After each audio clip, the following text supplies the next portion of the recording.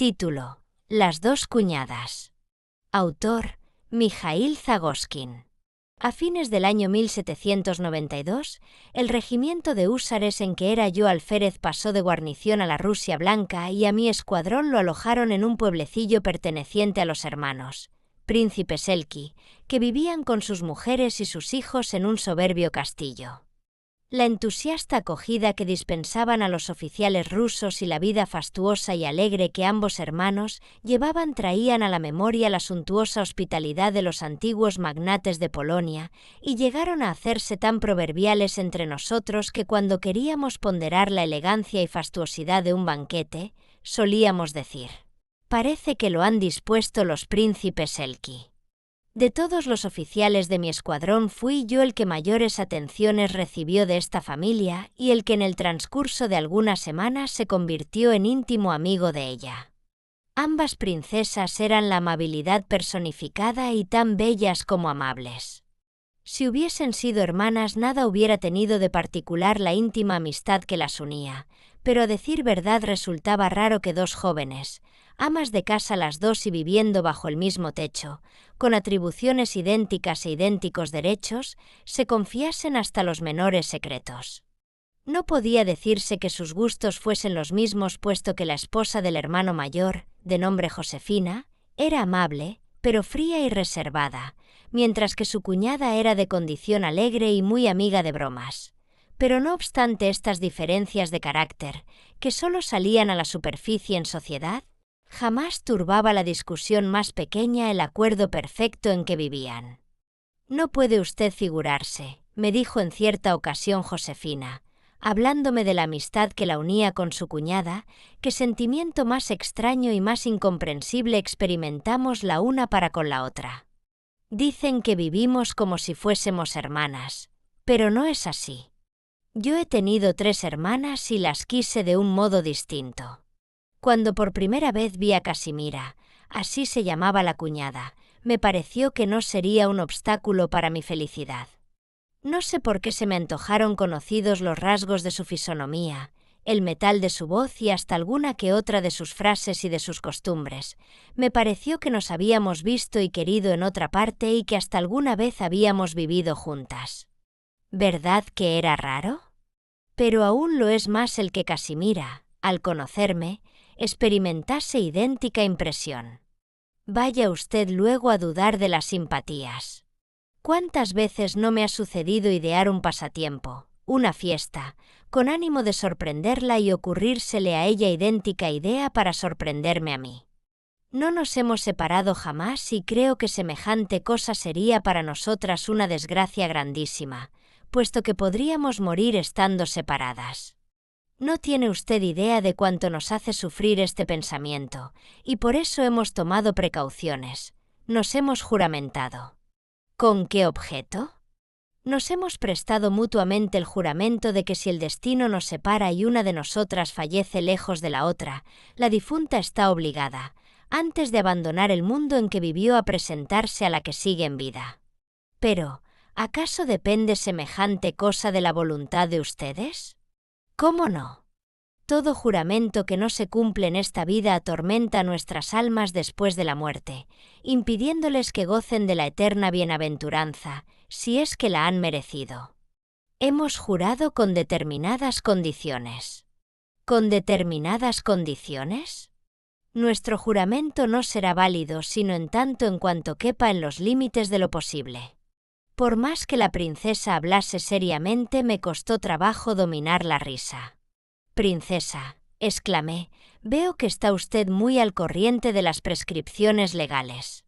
Así resultará que si una de ustedes cumple su promesa no tendrá nada de particular, puesto que lo habrá hecho dentro de los límites de lo posible».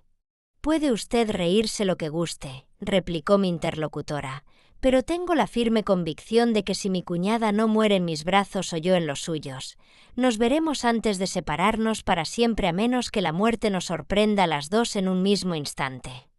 El marido de la princesa Casimira padecía, desde hacía algunos años, una enfermedad crónica, que a pesar de los esfuerzos de los médicos más renombrados de la localidad iba desarrollándose y amenazando convertirse en incurable padecimiento. Los médicos todos aconsejaron al enfermo que marchase al extranjero y consultase con los más célebres de Europa, especialmente con el famoso Frank, que residía a la sazón en París. Por muy doloroso que fuese para las princesas separarse por tan largo tiempo, era tan imperiosa la necesidad, que al punto consintieron en ello, no sin renovar al despedirse el juramento de que hemos hablado y prometerse que se escribirían con frecuencia. Pasaron 2 meses. Cierto día, una carta de Casimira anunció que habían llegado a París. Esta noticia preocupó mucho a su cuñada. La Revolución Francesa se hacía cada día más amenazadora y terrible y aunque la sangre no corría aún, todo hacía presumir que las predicciones de los periodistas extranjeros, como los graznidos de las aves de rapiña, no anunciaban nada bueno. En vano tranquilizó Casimira a su cuñada diciéndole que nada tenían que temer, que eran extranjeros y que no pensaban meterse en asuntos políticos sino vivir tranquilos y en paz para que nada denotase su presencia. A Josefina le pareció todo esto muy poco y siguió dudando de la seguridad de sus hermanos. Entretanto, pasó el tiempo. Robespierre, Marat, Danton y sus corifeos hacían correr a torrentes la sangre de sus conciudadanos y la máquina filantrópica funcionaba sin tregua ni descanso. Josefina se enteró de todo por los periódicos y la tranquilidad la abandonó por completo. El príncipe Elqui, que notaba la tristeza de su esposa, daba continuas fiestas, bailes, conciertos, en una palabra, empleaba todos los procedimientos imaginables para distraerla. En uno de estos bailes al que habían acudido unos 200 convidados observé que la princesa estaba más triste que de costumbre. ¿Está usted indispuesta?, le pregunté sentándome a su lado. «¿Acaso tengo cara de enferma?», murmuró. «Entonces permítame usted que le diga que no parece ser la dueña de una casa en que se da un baile como este. Mire usted qué animación hay en los salones. 3 mazurcas están bailando a un mismo tiempo. Anímese usted, pues de lo contrario creerán que le desagrada la alegría de los presentes. Que se figuren lo que quieran. Hoy no tengo ganas de bailar. Me está usted alarmando, princesa. ¿Será cosa que haya usted recibido malas noticias o que carezca de ellas? Al contrario. He tenido hoy carta de mi cuñada y me dice que se distrae mucho en París, que los periodistas lo exageran todo, que al rey lo quieren, por más que otra cosa digan, que la exaltación de los ánimos no puede prolongarse y habría cesado ya si el monarca hubiese demostrado un poco de energía, que la reina es muy amable con ella y la ha invitado a su tertulia y que habiéndose puesto Mirabeau de parte del gobierno, los demás revolucionarios son despreciables y hasta antipáticos a los parisienses. Todo esto debía tranquilizarme, lo comprendo, pero nunca he estado tan intranquila como esta noche. ¿Qué es lo que usted siente? Yo misma no lo sé. Tengo el corazón en un puño y no puedo con la tristeza. Dirá usted que todo ello no es más que falta de valor. No le diré que no, pero ¿qué voy a hacer si estoy bajo la influencia de algo extraordinario? Podría aparentar alegría, pero sería un engaño. Y usted los detesta. Sin embargo, trate usted de aparentar contento. He oído decir que los actores se figuran ser real y verdaderamente los personajes que representan. Haciendo lo propio quizás eche usted sus penas en olvido. Baile la primera mazurca de mala gana y verá cómo la segunda la bailará con gusto. Ande usted. La princesa se levantó sin contestar a mis palabras y nos pusimos a bailar. Sucedió lo que yo había dicho. Josefina se distrajo y al terminar el baile no quedaba ni rastro de su pasada tristeza. Después de la cena se despidieron los invitados. Los que habitaban en las cercanías marcharon a sus fincas y los que vivían a gran distancia se quedaron en el castillo para pasar la noche. Entre estos últimos había algunas señoras y Josefina determinó que durmieran en un gran salón. Me retiré a mi cuarto y de seguro hubiera dormido hasta la hora del almuerzo, si no me hubiese despertado al rayar el día el movimiento inusitado que en toda la casa se observaba. Las puertas se abrían y se cerraban con estrépito y los criados corrían por los pasillos. De haber olido a quemado hubiese creído que estábamos ardiendo. Salté de la cama y me vestí apresuradamente, con ánimo de averiguar la causa de aquella revolución. Julia, doncella de la princesa, preciosa muchacha de ojos negros, a quien solía yo cortejar, me salió al encuentro y me dijo sin detenerse que su señora se hallaba indispuesta, que había pasado muy mala noche y que debía haber visto algo que la aterrorizase, pues la habían encontrado desmayada. Al cabo de 2 horas marcharon los invitados que quedaban aún y poco después vinieron a decirme que la princesa deseaba verme. La hallé en pleno conocimiento, vestida como de costumbre. Sentada en su diván y a mis preguntas contestó que ya estaba bien del todo. A decir verdad, su rostro, aunque pálido, no revelaba sufrimiento y solamente los ojos demostraban que había llorado mucho. «Siéntese usted a mi lado», me dijo en voz baja. «¿Qué le ha pasado, princesa?» «Nada que yo no supiese de antemano. Mi corazón lo presentía y mi corazón no se equivoca jamás. Pero, ¿qué le ha pasado?» «La he visto». «¿A quién ha visto?» «A ella. Ha venido a despedirse de mí». «¿Pero de quién habla usted?» «De mi amiga». «¿De su cuñada?» «Sí». «Por Dios, princesa, ¿qué está diciendo?» Sin duda su imaginación se hallaba en estado anormal. «Bailó usted mucho. Tenía la sangre en movimiento y quizás algún sueño». «Sí, sueño», murmuró Josefina sonriéndose amargamente. «No estaba dormida». «Escuche usted». No aparté de ella los ojos durante todo el tiempo que duró su relato, tan extraño era lo que contaba, pero sus ojos no revelaban sino el dolor que la poseía. Sus palabras se grabaron de tal suerte en mi memoria que puedo repetirlas sin omitir ninguna. He aquí lo que me cuenta. Después de despedirse de sus invitados se retiró a sus habitaciones y de allí a poco dormía profundamente. No pensaba en Casimira más de lo acostumbrado.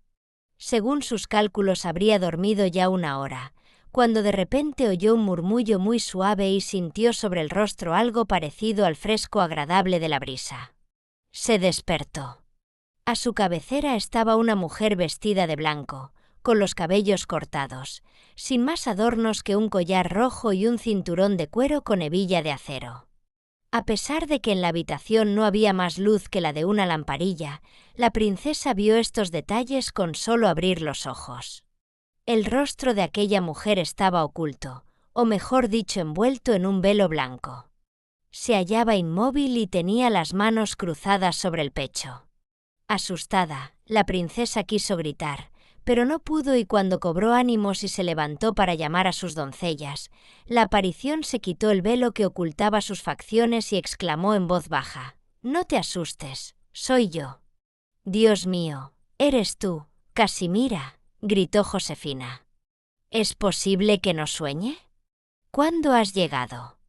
Y ya se aprestaba a abrazarla cuando su cuñada retrocedió y dijo con voz apenas perceptible: «No te acerques. Aún no ha llegado la hora en que podrás abrazarme y sentirme en tus brazos. He venido a despedirme de ti». «¿A despedirte?» «Sí. ¿Acaso has olvidado nuestro juramento?» Josefina lo comprendió todo, pero cosa extraña ni se asustó ni se deshizo en lágrimas. Estas vinieron después, pero en aquellos momentos se sentía perfectamente tranquila. «Entonces, ¿has muerto?», preguntó. «He muerto en París. Me han guillotinado». «¿Por qué?» «Por mi amistad con la reina de Francia». «Malvados». «Silencio. Yo los bendigo puesto que han abierto las puertas de mi cárcel». «¿De tu cárcel? ¿Qué cárcel es esa?»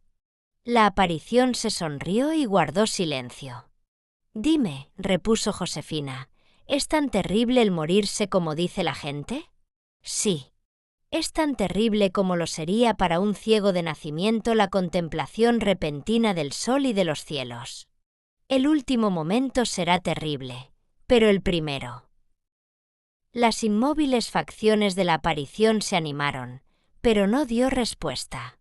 Qué miserables deben ser esos sentimientos que nosotros llamamos goce y felicidad. Prosiguió Josefina sollozando. Tenemos que separarnos, dijo la aparición. Adiós, Josefina, hasta la vista ya, en nuestra patria común. Espera, espera. ¿Crees acaso que nos veremos de nuevo? No lo dudes. Veo tu alma que lucha por escapar de su cárcel. Escucha.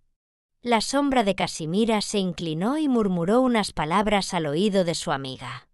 Después, dijo la princesa al terminar su relato, mis ojos se cerraron. Escuché allá en lo alto sones agradabilísimos y no sé si me dormí o si perdí el conocimiento. Lo cierto es que todo desapareció de mi vista. ¿Y qué fue lo que le murmuró al oído?, pregunté llevado de la curiosidad. No me lo pregunte usted. Aquellas palabras morirán irremediablemente conmigo. Por mucho que hice porque me revelase aquel secreto no pude conseguirlo, pero noté que cuantas veces le hablaba del particular, lloraba, pero las lágrimas no eran de pena. 3 semanas después leíamos en el periódico de París l'Ami de l'Homme, que a poco del asesinato de la princesa de Lamballe había subido al cadalso una señora extranjera, cuyo nombre, por muy estropeado que estuviese, según costumbre francesa, nos reveló al punto ser el apellido de los príncipes Elqui. Fin de las 2 cuñadas. Gracias por escuchar este audiolibro.